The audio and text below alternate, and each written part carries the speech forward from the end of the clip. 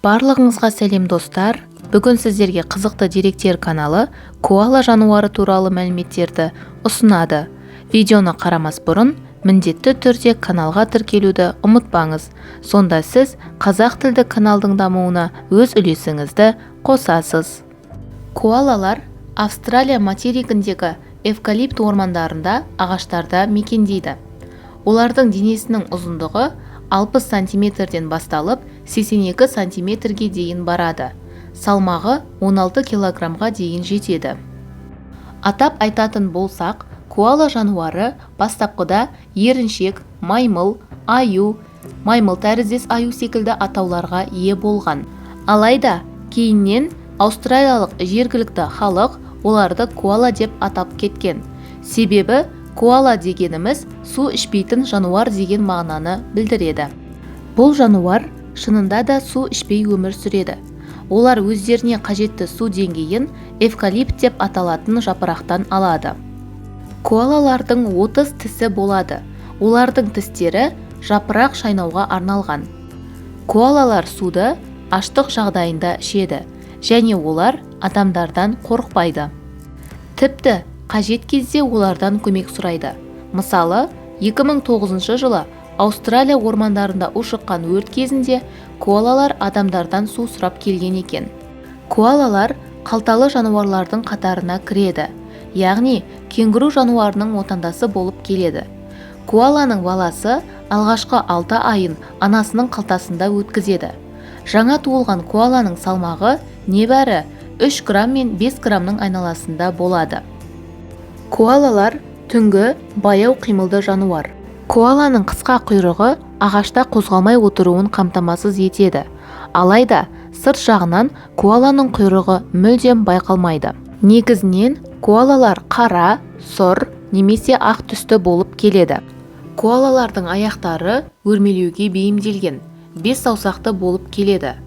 Алдыңғы табанының 2 үлкен саусағы адамдікі секілді шетінде орналасқан. Ал артқы аяқтарының шетінде 1 саусақ орналасқан. Сонымен қатар олардың үлкен өткір тырнақтары бар. Мұның бәрі жануарға ағаш бұтақтарын тиімді ұстауға және жас коаланың анасының шашын мықтап ұстауға мүмкіндік береді. Сонымен қатар коалалардың адамдардікі секілді саусақ іздері болады.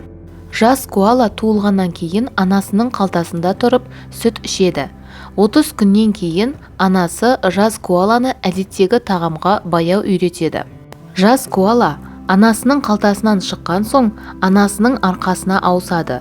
Жануар 1 жылдан кейін өздігінен өмір сүре бастайды. Дегенмен аналары жанында және одан ұзағырақ болатын жағдайлар бар.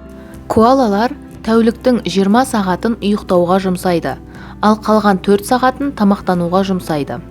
Сонымен қатар түнгі өмір салтын ұстанады. Күндіз олар бұтақтарда тыныш ұйықтайды, түнде олар тамақ іздейді. Коалалар әдетте адамдарға мейірімді болып келеді, және оларға оңай бағынады.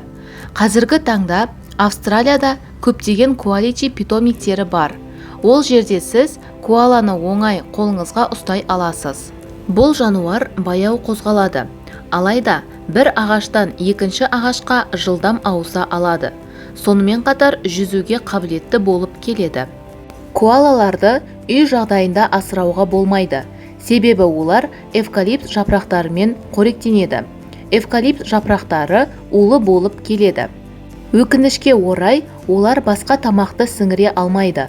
Осы себепті коалалар тек өздерінің табиғи аумағында, яғни эвкалипт ормандарында өмір сүре алады. Сонымен қатар, бұл жануар миы ең кішкентай жануарлардың бірі болып табылады.